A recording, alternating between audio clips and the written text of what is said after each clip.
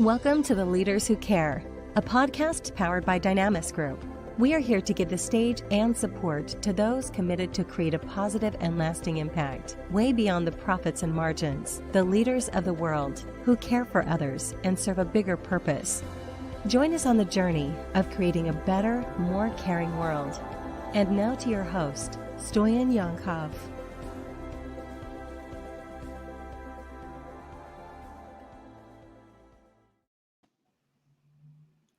Hello, everyone, and welcome to Season 2 of The Leaders Who Care. I'm super excited to have a chance to host episode 41, the first episode of the second season. Not only to host the second season's first episode, but to host an exceptional guest today.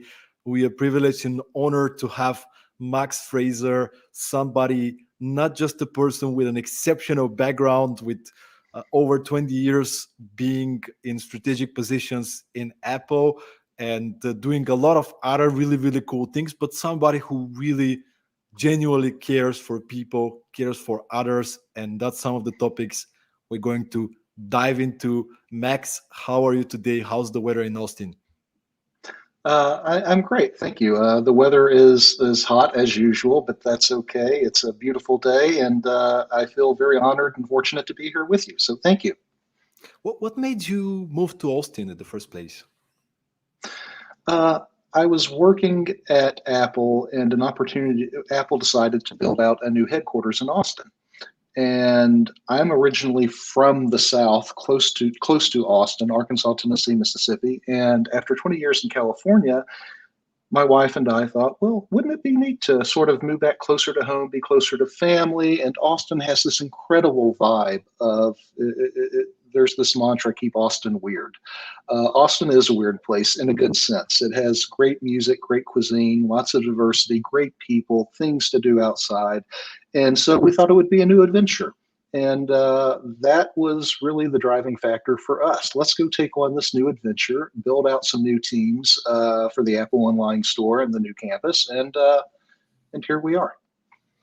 We're very excited to hear, maybe in a couple of months how that goes for you and how you are getting accustomed with the place. But now let's get on with the podcast, The Leaders Who Care. Max, I'll be very curious to hear more about your story, your background, your professional journey, what brought you to where you are today, all these years of being working in exceptional companies. Could you give us a bit of an overview about that? Sure. I think my background is a bit untraditional.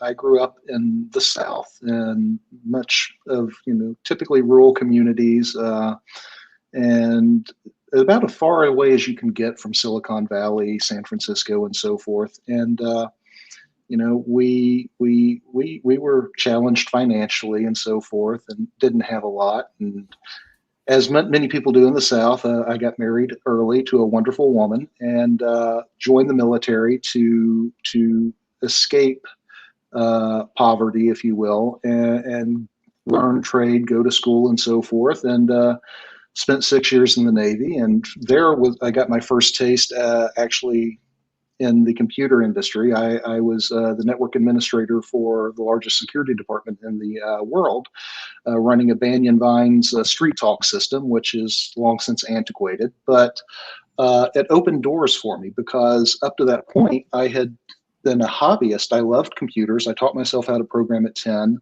but I never dreamed in a million years somebody would pay me to actually be a computer geek, a computer nerd.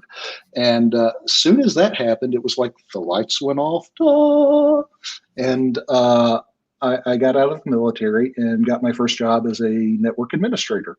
I had a couple of those that worked out well, ended up doing some programming.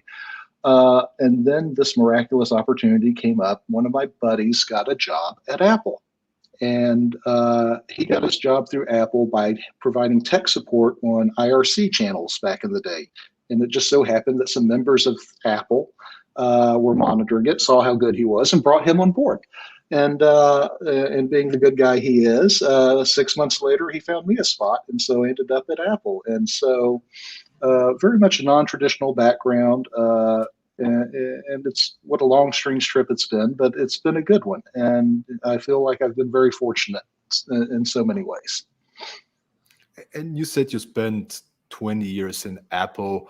Mhm. Here in Europe, at least, we've all been watching these documentaries and movies about Steve Jobs, and many of them portray him as an exceptional leader when it comes to bringing technology forward. But at the same time, sometimes he's being portrayed as somebody who doesn't really give a f about people so much as such.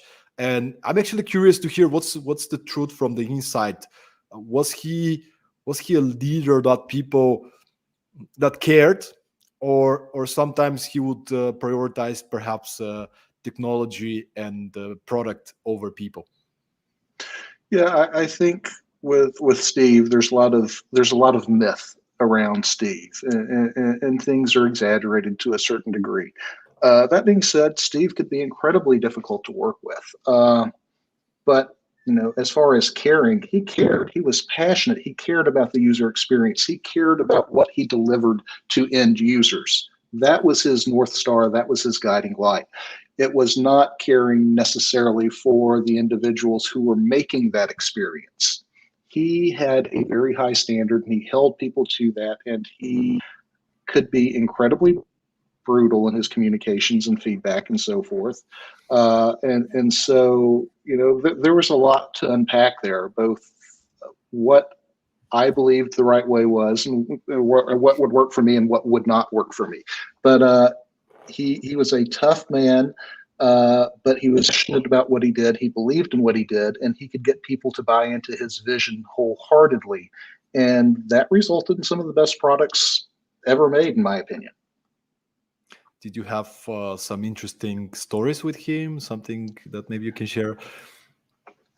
I have one. Early on in my career, I was working on Mac OS 10 before it came out, and Apple's campus at the time was on Infinite Loop, and Infinite Loop was 6 buildings: Infinite Loop 1, Infinite Loop 2, Infinite Loop 3, and making a loop. And I was walking in between Infinite Loop 1 and Infinite Loop 2. My office was in Infinite Loop 2. Steve's was in Infinite Loop 1. I was having a bad day for some reason, and I don't rightly recall, but there's a door between the 2 buildings, and I threw the door open. And when I threw the door open, on the other side was Steve Jobs, and the door missed his nose by about that much. He looked at me, I looked at him, my hand immediately covered my badge, head down, and I moved as quickly as possible past that. That was one of my interactions with Steve. I had others. For example, my wife was good friends with his sister, and Steve and his sister were estranged. And so Patty helped make the original Apple I, Apple II, and so forth in the garage. But Patty hadn't had a Mac ever, and she wanted to get a Mac. And so she talked to my wife, and we agreed we would use my employee discount to buy Steve Jobs' sister her very first Mac. Patty takes my email, I told her how much it's going to be and so forth. And Patty takes the email and sends it to Steve. And Steve's like, "We don't sell them this cheap. I don't know where you're getting it from. Just give me $1,000 and I'll give it to you." And so Patty forwards it back to me. I'm like, "Patty, for the love of all that's holy, please do not forward my emails to your brother or your brother's emails to me." And so anyway, I helped coordinate and tell her what to get and everything. And so there were some really interesting interactions that were outside of meetings and so forth. But then I got to have some experiences in town halls and so forth, and I did have the privilege of working on Keynote, which was Steve Jobs' baby. That was his favorite product, in my opinion. So it was really interesting. He was exceptional speaker and presenter. Like there's so many books written about his presentation. Like he basically redefined the way we present on stage. He did, and he put so much effort into it. I don't know that people understand the amount of effort he put into it. We would have pre-release builds of Keynote, not even alpha state, and we would send them home with Steve on the weekend, where he would practice his keynotes. These would have transitions, new animations, and so forth. And he would press them. And the weekend would end. Monday would come back in, and he would give us a copious amount of notes, giving us feedback over what worked, what didn't work. I mean, hours upon hours upon hours he spent with this. This is the CEO of Apple, and he spent a good 15 hours over his weekend on our singular product, almost every weekend before a keynote. It was just, his work ethic was absolutely insane. And as you said, in many ways, thanks to his standards, thanks to his expectations of others, you might say his focus was not to care for people, but the amount of growth that comes out of his standards and expectations is actually in some ways also caring for people and for their development, for their growth. So what is your take on that? Do you agree on that? Or No, I do agree on that. I do think in many ways what Steve would provide was an uncompromising filter, tough love, if you will, in many ways. And there was really no coddling. Steve gave direct feedback. He said what he meant. He meant what he said. You knew exactly where you stood with regards to your product, with regards to his feedback. There was no ambiguity whatsoever. He had a vision, and if you did not meet that vision, you knew. Absolutely, you knew. There was no doubt. But it ended up making great products that enriched people's lives, hundreds of millions of people's lives. And so I don't think you can discount that. You can say, yes, Steve Jobs was an asshole. Fine, he was in a lot of interpersonal communications. But the work that he did led to better lives for hundreds of millions of people. Being able to track your documents regardless over what device you're using. That's great. Being able to have the internet, have this computer in your hand, makes the world a better place, in my opinion, And so, yeah, he was a jerk on a personal level a lot of times, not always, but he did a lot of really good work. and what about yourself, Max? How have you been leading? Like, what is your management and leadership style? What do you believe in when it comes to leading people forward? When I grew up, I didn't have a lot of strong male role models, but I was very, very fortunate in that I had several incredibly strong, beautiful women in my life, matriarchs, grandmothers on both sides, my mother. There were others who helped to shape and mold me. They taught me what compassion was. They taught me empathy. They taught me how to walk in other people's shoes. They taught me about servant leadership before I knew what servant leadership was. And I think that really helped set a foundation for me to grow from. And so when I joined the military puts people, young people, often into positions of leadership, but they're not necessarily equipped to do that. They don't necessarily have the tools, the emotional IQ or support, and it's very mission focused. And so I didn't run across a lot of great leaders. And most of the time it's very mission focused. It was black or white, and there were no excuses. And when I did run across those leaders who cared, what I noticed was people, number one, wanted to work for them. Number two, they tend to do better. They tend to do a better job at whatever the mission was. They also tend to get higher ratings and rankings when going up for promotion. This resonated with me. And then number three, when I got to Apple is a pressure cooker. And I got to see a lot of different leadership styles, and a lot of them were absolute mission focused. You need to work 80, 90, 100 hours. There are no excuses. I saw several really effective leaders, but they were effective through ruling through fear and intimidation. And so when I came in, I decided that I did not want to operate that way, that I wanted to, number one, I think you have to know your people. You have to be accessible, and you have to be real and authentic with them. They have to know that you're real and authentic, that you're being honest with them. And so I would always set up one-on-ones with my entire org, no matter how many levels down, sit down, talk with each person, get to know them, their strengths, their weaknesses, what they're passionate about, what they want to do. what's bothering them, get to know about their family, their children, things like that, and share with them.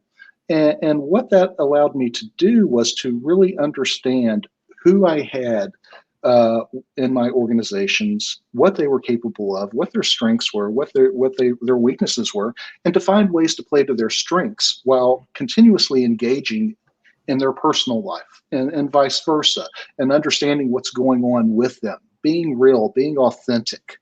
And that has worked for me.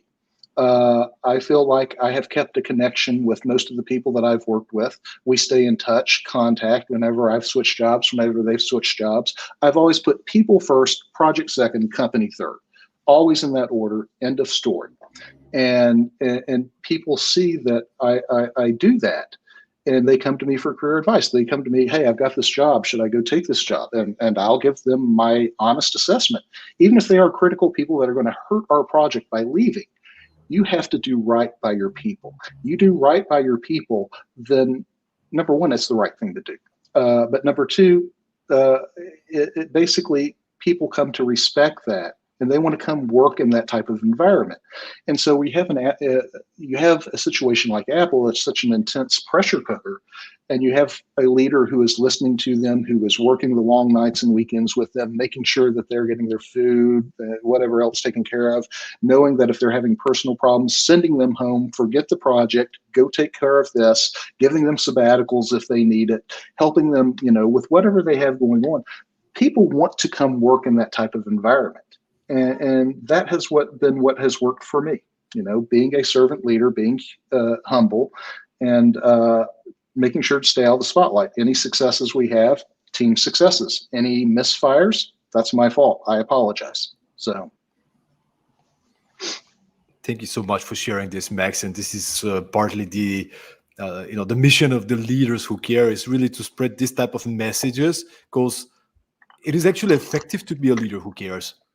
It's not just, hey, let's make people feel good. No, it's actually really effective when you treat people well. Long term, they perform much better when they know that there's a leader that takes care of them.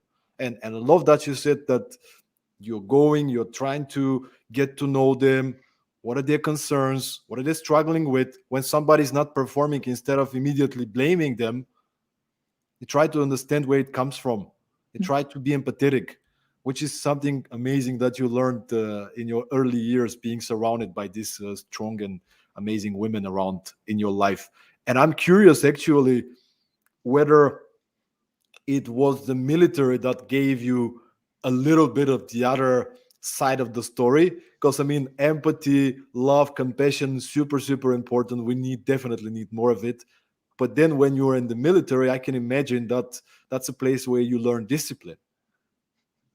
I learned a great deal of discipline. I learned what hard work was. I learned very quickly what it is I did not want to do. I was known as the civilian on active duty. But yeah, no, I learned those things. I learned discipline. I learned hard work. But I also learned, and I think this is really important, what not to do. There were clear-cut examples of what not to do, how not to be a leader, how not to attempt to lead, how to not inspire people through fear. And so forth. And I took all those things into account. And having examples of what to do and what not to do are incredibly powerful. And that has worked well for me throughout my entire career. I'm always trying to learn. I'm always trying to steal whatever tactics I can from other more effective leaders than myself. I always can, you want to strive to be better. And when I see people doing things that I disagree with or I think is wrong, I learn, let's not do that. I try not to judge the people who are doing that type of behavior. They may not know any better. There may be extenuating circumstances, what have you, but I just take it and take what I can that's applicable to me, or scenarios that would be applicable to me, and say, okay, let's try to avoid this. And talking about this, Apple has been known for a company with a pretty defined culture, principles, and values. I've been actually quoting the beliefs and the principles of Apple in some of my workshops. And it's actually super, super inspiring. How much of it is actually spread across the company? Are people really living the values? And if you can maybe share with us what do you think helps a company to have a intentionally built culture? I think Apple is very intentional about culture. I think first and foremost, it is about the user experience, and that sounds like marketing speak. That sounds like, oh yeah, that's the right thing we should say, so let's say it. And nothing could be further from the truth. This is deeply ingrained within Apple's culture. It is to surprise and delight consumers, to make the best products we possibly can. And I've been through multiple Apple University classes on this. I've seen it witnessed through both Steve Jobs, through my different VPs. I've seen it witnessed through Eddie Q. I've seen it witnessed through Tim Cook. They believe this with their entire heart. I believe this with my entire heart. People often think that Apple is just saying this and they're really just suckering people to get them to buy their products and laughing all the way to the bank. The money is not what Apple is after. The money is the byproduct of creating services and products that people use and love. And I think many people are cynical, many companies are cynical and don't really believe that. I promise you, that is at the heart of what they do. And so, while that culture permeates all of Apple, each organization does have a different microculture and things that they care about, and that makes total sense. So, it's not just one completely homogenous environment.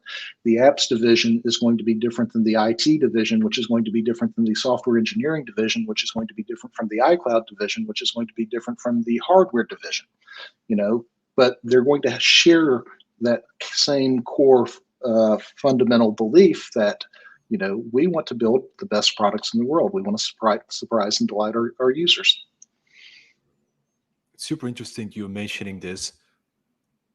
Every organization and even every department might have a different microculture. Mm-hmm. From your experience, what are some practices, some practical ideas? We have many executives listening to the podcast, but also there's entrepreneurs and founders. What are some of the practical ideas you can perhaps share in terms of there's a leader out there right now listening and they want to be more intentional about building the culture in their team? Would you have any advice, any suggestions for them? I think, there's a huge difference between a software organization and a hardware organization, right? You have deadlines that are truly immutable with hardware that you don't necessarily have with software. And so I think, you have to take into account the unique constraints that you have within your organization, the unique characteristics that you have within your organization, and think about what values do you want to espouse that will create a conducive work environment and help to deliver great products, and be very deliberate on that. And you don't want like 5, 6, 7, 8, 10 of these. You want just a couple of these. And then, because you also want room to grow, you want things to grow organically. Part of that microculture needs to grow. Go on. I just need to get my charger. So keep on. I'm here. Okay. So, you want to leave room to grow, to have some of that grow organically, but be very deliberate in one or two areas that reinforce what you believe you need to do in order to be successful and your people to be happy. And, it's the apps division was more focused on, let's say, thank you, Max. Completing milestones and celebrating those milestones, right? Because you hit those, that's significant. It means something. You're closer to shipping, And with let's say the IT department, Apple IS&T, Apple Retail, whenever iPhones went on pre-order, NPI, you were basically gearing everybody up for this onslaught, because when iPhones go on pre-order, basically for that first hour of sales worldwide, they're doing 30 to 40% of the equivalent of the world's GDP, that first hour on sales. And so you're gearing the entire team up to be ready for that, because you're pulling 48 hours straight working, making sure that the servers stay up, making sure you're not being hacked, all these different things. So you want to create a culture that is one of combat readiness almost. And then to celebrate that after the fact. So just different aspects, different, each culture, each organization is going to have their own unique needs in that regard. Did you guys celebrate the small wins? Like obviously most organizations celebrate when they reach a major milestone. We get this big funding, we launch this product and make this revenue, annual report, whatever. But did you have any practices of celebrating the small wins and reminding yourselves that you're actually progressing and so on? No, absolutely we did. I think it's important to keep people engaged. I think it's important to reinforce that what you're doing is you're working towards the goal. That goal may be way off, but we've hit this milestone, we've hit this endeavor, and it's important to give people that boost. Hey, you know what? Congratulations, you guys did it. You knocked it out of the park, and to feel good about that. And, it could be something small. It can be an offsite. It can make T-shirts, or you can have go out to restaurants, bars, do that type of thing. There are any number of things depending on the size of the milestone that you want to celebrate. But yes, we absolutely did celebrate those milestones, and that was across any organization that I was at in Apple. And what about failure? I think many organizations struggle to innovate for the fact that people in the leadership sort of make it difficult for people to fail and announce it afterwards, right? Like, and they try to stay in a safe lane. At the contrary, of course, Apple is an organization that's a synonym of innovation. How do we create a culture where people are not afraid to fail and they actually get creative and experiment? Number one, I'm not sure that you can tie it back to performance, right? You want to make sure that you're not penalizing them when it comes review time, when it comes annual review time. You don't want to do that. And you want to encourage people to swing for the fences. You want to encourage that and give that feedback. At my last company, Vivint, we had Innovation Week, and we had it once every quarter. And so for an entire week, anybody could work on anything that they wanted. And at the end, they would present and say how this could impact our existing product line, be a new product line, what have you, and come up with a business model if needed, or if this was simply back-end services and so forth. But we encouraged that innovation. And I thought that was a truly wonderful thing. It allowed people who, say, were in QA but had some coding skills to go try something new, and groups who are people who are strictly in hardware to partner with people in software, partner with PMs, product managers, program managers, and to work together. These new group dynamics would form.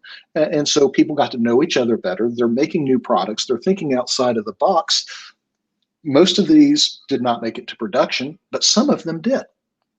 And the thing is, we fostered this culture of innovation and allowed people a place to fail freely if it did.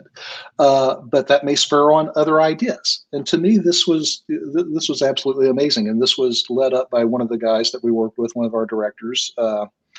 And this was his baby, and he did a wonderful job with it. I love that you're sharing this, and I want to tie it back to a concept that I've been pondering on quite a bit lately. I heard it for the first time by somebody called Steli Efti. He's the CEO of a company called Close. It's a CRM system software. And he was speaking on a podcast, and he shared this concept about managing up and the importance to create a culture where people manage their managers in a way. Because usually people who are in the higher positions and roles, there's a lot of demands on them, right? There's a lot of responsibility. They have to be handling a lot of hats. So building a culture where people who are lower in the organizational chart actually can take ownership and go to the managers and say, hey, I need my projects to be done. I need you to do this thing for me. I know you're busy. Can you just sign this paper?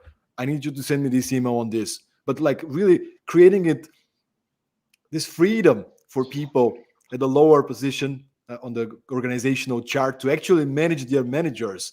And I'm super excited about this. I think it's very applicable in startups, in bigger companies.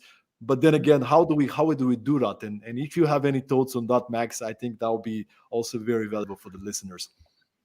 one of the things that I do in all of my one-on-ones is I tell my people, look, I'm here for you. I work for you. You do the real job. I am a facilitator. If there's something that is blocking you, please let me know. I will go deal with it. I work for you. Conversely, if you're a manager and you have people under you, you work for them. And so I try and make it to where I reverse the hierarchy, if you will, and I want them to feel like they can come to me. If they come to me with a problem, I'm going to go follow up on it and fix it if I can. And if I can, I'll come back and tell them why. Oh, we can't fix this because of X, Y, and Z. This would impact a shipping schedule. We think we can mitigate it after the fact, what have you. But it's very important to me that I express this to them, and then the ones who take me up on it, I make 100% sure that I follow up and do what I say I'm going to do, and then come back to them in as short of period of time as possible, because I want them to know that I believe in this, and I live this, and I work for them. Because you're the leader. If you're not leading by example, how would you expect people to do what you want them to do? Yeah. And so I am there to bounce ideas off of. I am there to provide support. I am there to remove any roadblocks, and then I'm there also outside of their specific project. Career advice, what do they need to improve on? Where do they want to go? And mapping out a career path for them. I make it a point that in their one-on-ones, this time is theirs. And we can talk about anything they want to talk about. Wow, I hope the listeners, the leaders out there, executives, people in leadership positions are listening to this conversation and actually getting inspired. I'm already very inspired, like teaching your managers that they're there for their people. This is amazing. Like just tweaking the hierarchy upside down, because we all there on the same mission, right? Like it doesn't matter if you're a janitor or you're the executive. Like we are part of a family, we're part of a team, we're all the same mission, and we should treat each other accordingly, right? Like we're human first. And I love that you also said the three layers. Humans are at the top, humans are the first.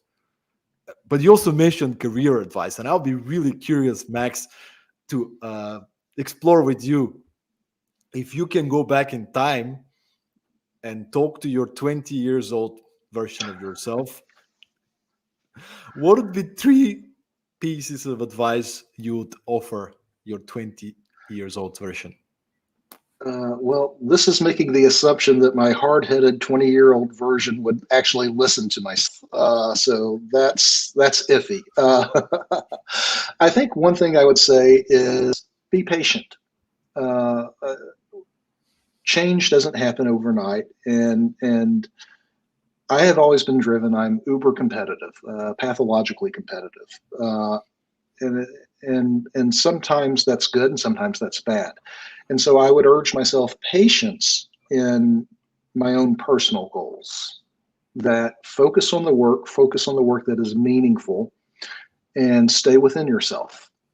You see other people that inspire you, and sometimes the actions they take are within their selves, but wouldn't be within me. It would be out of character for me. So be patient with regards to what I believe is career advancement and so forth.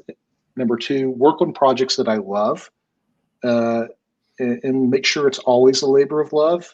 I think number 3, and it really should be number 1, is to spend more quality time with my wife and daughter, spend more time with my family, the things that matter, because the job, grand scheme of things, doesn't.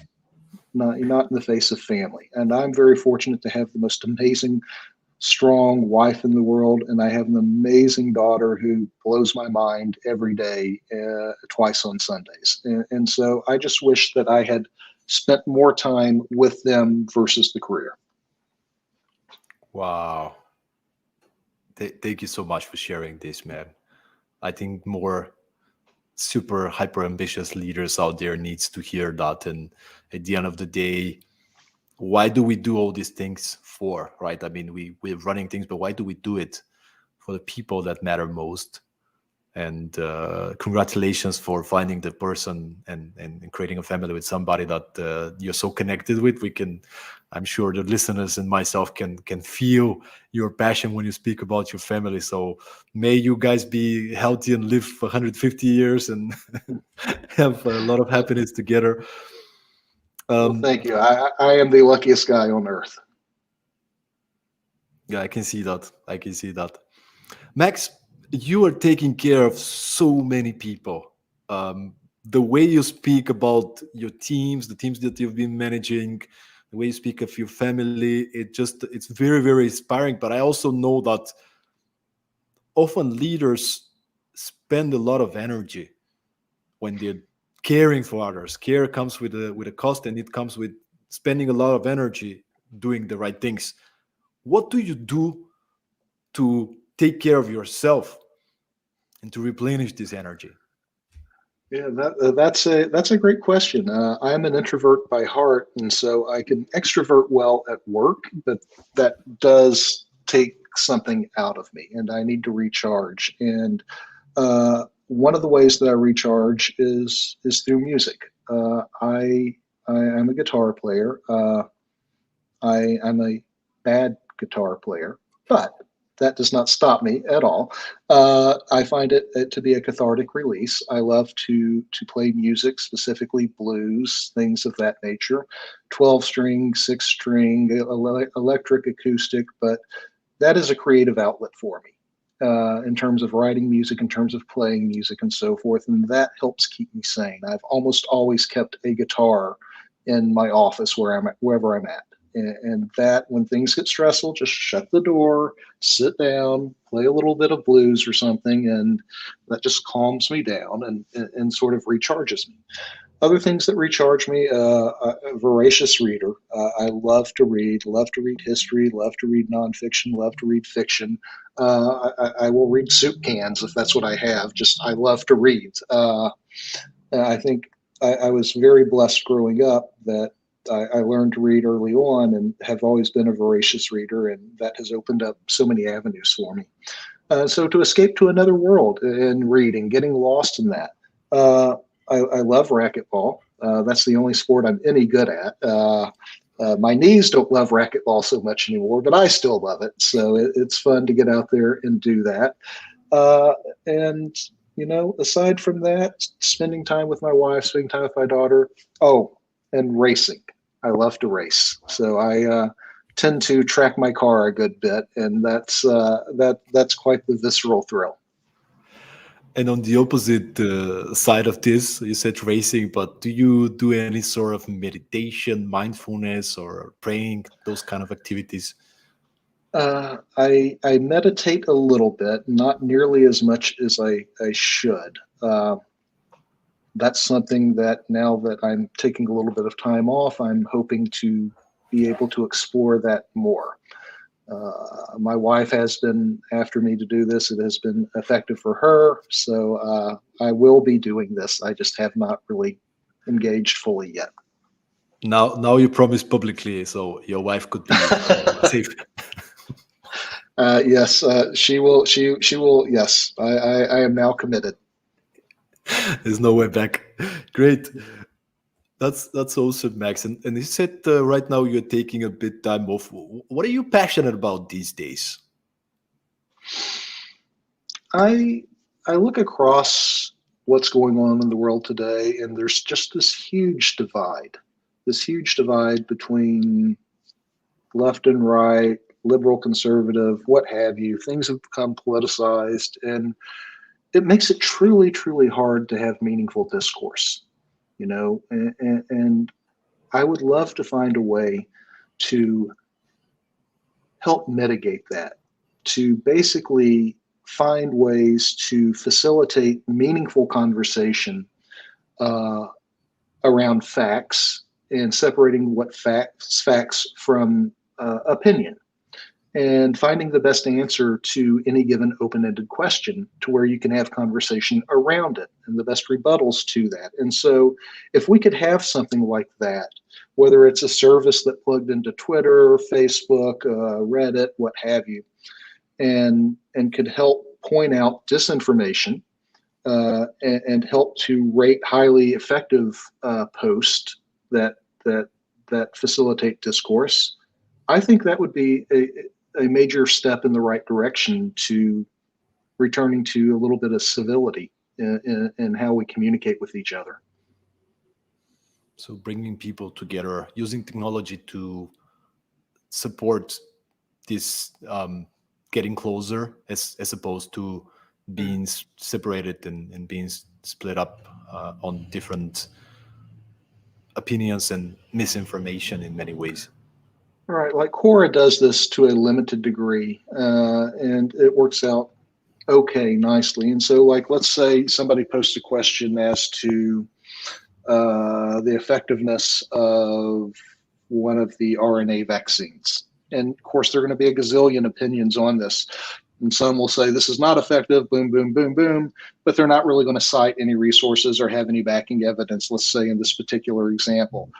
That's probably not going to get pushed up to the top. Conversely, if somebody is quoting CDC data and other things, we would love to be able to, for things that are verifiable, recognize that they're verifiable. For things that are opinion-based and have strong arguments, we'd like to recognize that and call that out. But then we'd also like to have the best counter to each one of those as well. Show me the best counter as to why the RNA viruses aren't terribly effective, or are, what have you. But to have that all around. And so, then by doing that, what happens is we're placing people into one of two groups each time. They're either agreeing or disagreeing, and then there's a strength of how much. And over time, tens of thousands, hundreds of thousands of these groups are created. And what happens is you end up with overlapping membership in these groups. And so now all of a sudden you have an overlapping membership between people who think RNA vaccines aren't terribly effective and people who think that Pele is the greatest soccer player in the history of the world. That was a previously undefined correlation that we have now discovered. And that's where things get really, really interesting there.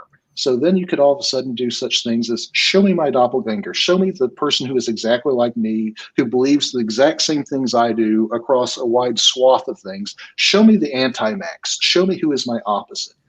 And this is really just scratching the surface of what this could do, but ultimately it's a tool to detect misinformation, disinformation, to facilitate discussion around topics that are open-ended, and to separate things that are verifiable from things that are opinion-based.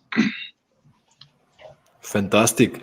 And that opens actually an interesting thing, which is the more like a general topic when it's, which being, I think in many ways trendy, which is how can we build more tech for good?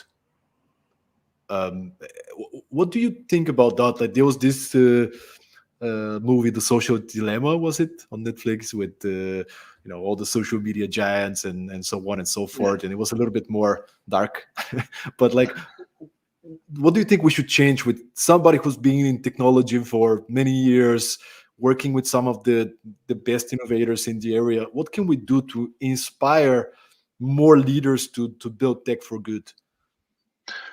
Yeah, I think we have to start looking at the business models because ultimately when you're creating a new startup, you've got a new idea, you need funding.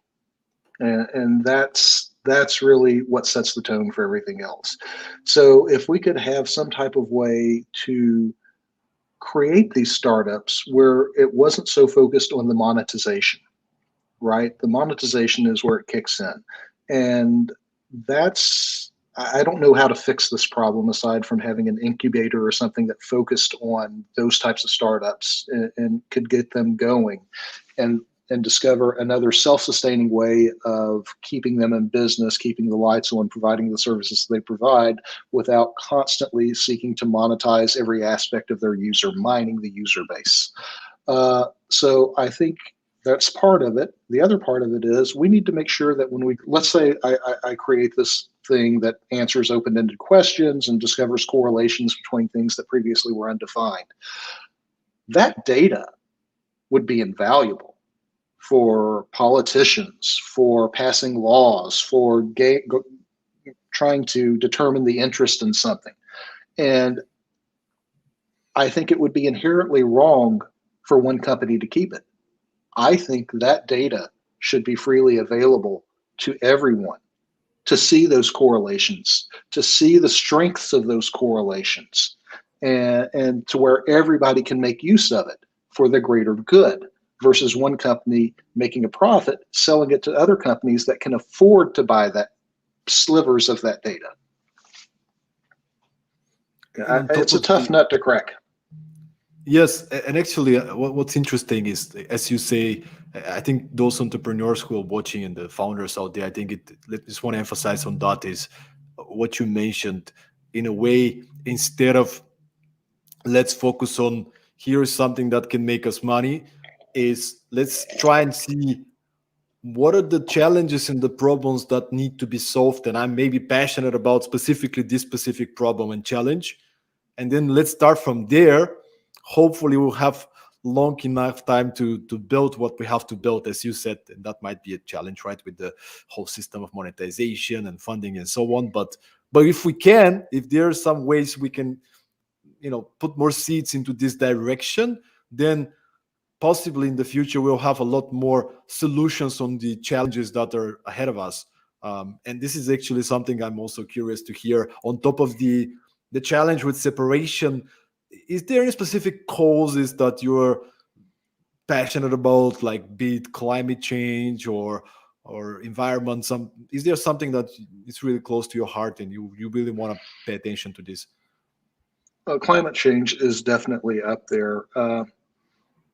More of what I care about, I think this is an existential threat, without a doubt. But my heart, I think, is more aligned to helping people, bringing a little bit more down, a little bit more intimate, I guess, finding ways to help people who are suffering.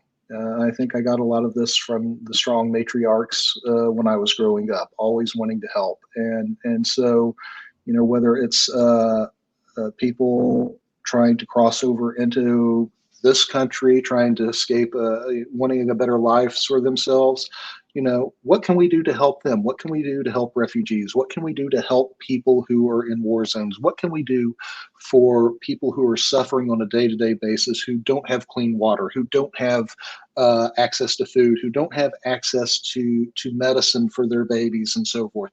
To me, that just tugs at my heartstrings. And I realize that climate change is the big, big thing facing all of us now, and we've got to fix it.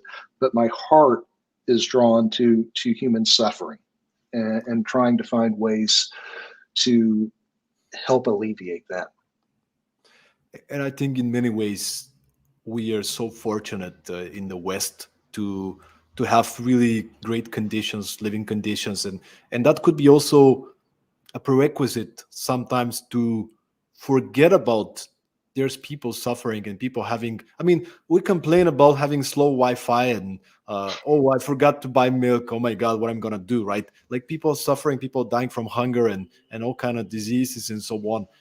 So maybe what would be also interesting to hear from you is what could the average person living in the West, so to say, do in order to be of most help to people who are suffering?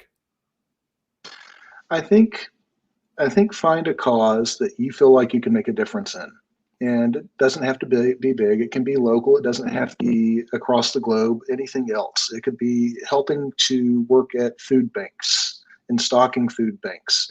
But find something that gets you engaged at a local level and does help to make your community better, supporting the people in need in your community. I think just really simple. It doesn't have to be big. It doesn't have to be a huge commitment. Just once a week, once a month to a food bank, work at a homeless shelter, drop off clothes, things of that nature. That is just putting so much good out in the world. And it's going to make you feel good doing this, that you're helping other human beings. I don't know if there's a better feeling on earth than knowing that you have helped someone else. And you haven't done it for, ulterior reasons. You're doing it for the right reasons because, damn it, it's the right thing to do.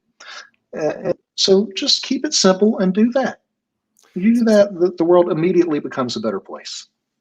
Sometimes you're feeling bad, you're feeling down.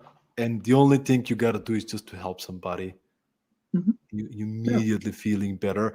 And I think, speaking from my experience, but also seeing many other people, sometimes people get stuck in terms of giving because they feel like, I need to do something major. I need to do something huge. You don't have to. You can call a friend who's not feeling well and just make their day better. You can buy a cup of coffee for the next person at the gas station. Like there's so many ways, and it doesn't have to be, I change the world and solve the hunger in the world like that. No, I mean, there was this saying, I'm not sure where it comes from, but uh, actually watched the video with Will Smith speaking about it, but he was quoting somebody, and it's like when you people are trying to change the whole ocean, and what you have is, you get a spoon and you take a spoon, and that's what you do. Then you take another spoon, and it's a whole ocean of problems that need to be solved. Yeah, yeah, very much so. For me, it's just putting a little bit of kindness back in the world. A little bit of empathy, a kind word goes a long way. If you can go, somebody's having a bad day, they're being a jerk. Why? What's going on? What can you do to understand that? If you can walk in somebody else's shoes for just a short period of time, doesn't have to be big, just little things. Just put that little bit of kindness back out in the world, and good things happen. I do believe that. I believe that people are fundamentally good, and that if people given the right choice, all the information, they will make the right choice every single time. I really do believe that people are fundamentally good. They want to do the right thing. It's just when we get a whole bunch of people together collectively that things get a little squirrely then. But but individually, people are good. And since we have a lot of executives listening to the podcast, as I said, and obviously they have a huge impact as they're representing a large amount of people, what would be your advice? They're very busy. They have to, to do the numbers for the company. They're very responsible. What can they do to, like, maybe small things, ideas, so they can be kinder, more empathetic, more compassionate? Like, do you have any practical suggestions for people at that level? I think really it boils down to showing interest in your people. If you can show interest in people and be authentic, it doesn't matter how, but if you can let yourself be vulnerable with them, tell them some of the challenges that you face coming up. Tell them what you're worried about in this particular project and why that maybe they aren't seeing because they're at a different level. They're not viewing it at the same vantage as you are. Sharing that, I think, is good because sharing creates trust. Vulnerability creates trust. And once you can start sharing with people and get to know your people, then you get to find out how to unlock your people. I was working. I'll give one example. I had a guy that was 4 levels down from me. He was ranked worst in my org, and I had a couple of talks with him, one-on-ones, because I do one-on-ones with everyone. And this guy was wickedly smart. This guy was wickedly passionate, and he was just being used in the wrong ways. And so I started giving him Keynote decks to make for me. And this guy was knocking them out of the park. I worked on Keynote for 12 years. This guy was making better Keynote decks than me. I worked under Keynote under Steve. This guy's making better Keynote decks than me. I'm like, okay, at first my feelings got hurt a little bit, the ego bruised a little bit, but got quickly over that. Then I realized he was really good at product. He was really good at caring about the consumer experience. I ended up taking this low-level tester who was doing mindless work and moved him 4 levels up to report to me and put him in charge of my tools team, my internal tools team. He was the product guy who was always thinking about how it needed to work, what would be a good consumer experience, and so forth. And so he went from doing low-level work to about to be possibly fired to being my right-hand guy in this particular org. And it's through getting to know your people.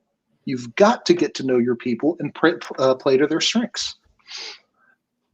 I don't know if you heard about John Maxwell, the leadership author.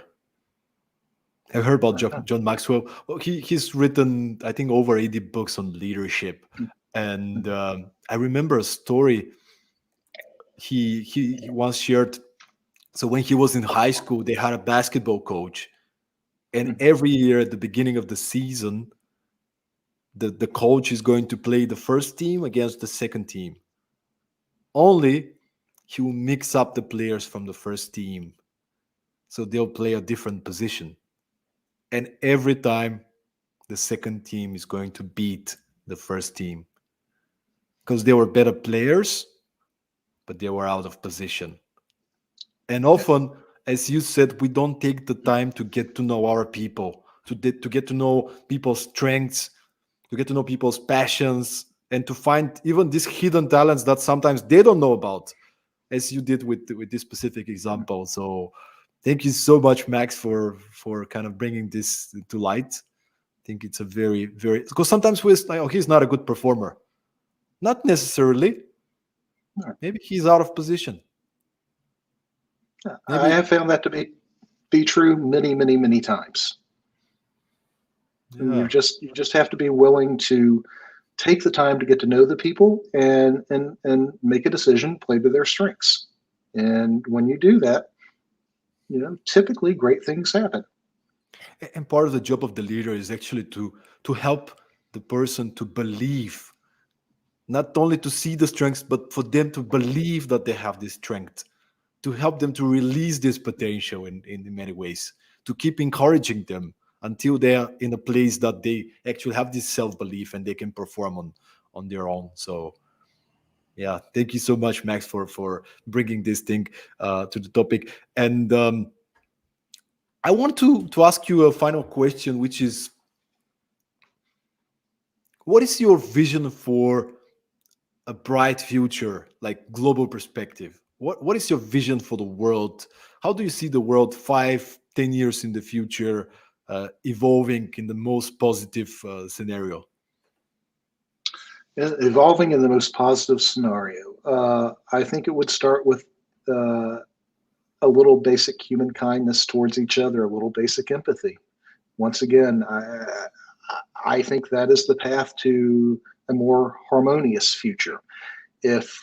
When we run across people who have different beliefs, whether they're political, religious, what have you, if we just take a little time to walk in their shoes and understand them and not attack, and I think over time we'll become more open to that dialogue. We'll become closer as people.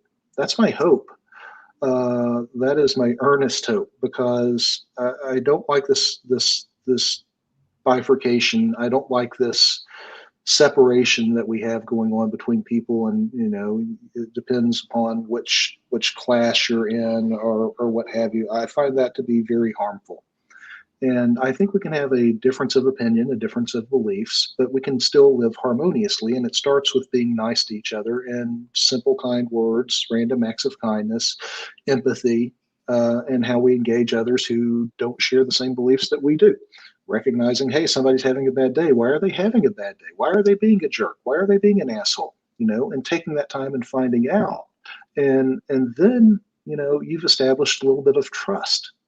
And that is worth so much. And what I'm saying is very, very simple, but that's my hope. And what a better future would it be if we all, as beings, collectively start being more empathetic and more kind to each other and put each other's in the shoes of the other, see a different perspective. Wow, thank you so much, Max. And I want to give you here the stage to maybe share where could people find you, or if you have any specific project that you're working on and you want to kind of point people in this direction, or if not, maybe just share final words with which we can close this episode. Yeah, I don't have anything to share project-wise at the moment, but maybe in the next few months.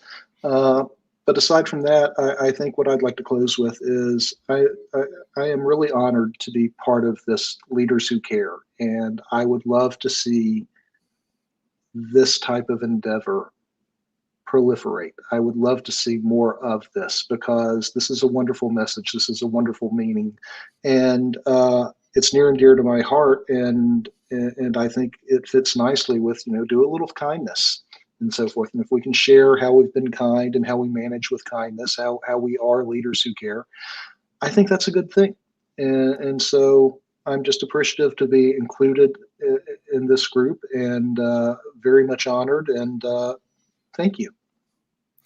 Thank you, Max, for being a leader who cares and for making a profound difference for many, many people, many lives. And I'm sure there's so much we'll hear about you and the impact and getting inspired by the impact you're making.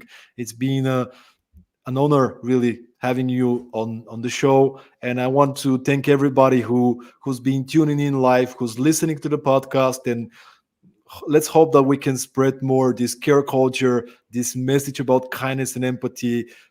Be good, do something nice for somebody. It doesn't take much. So thanks everybody, and see you again at the next episode of The Leaders Who Care.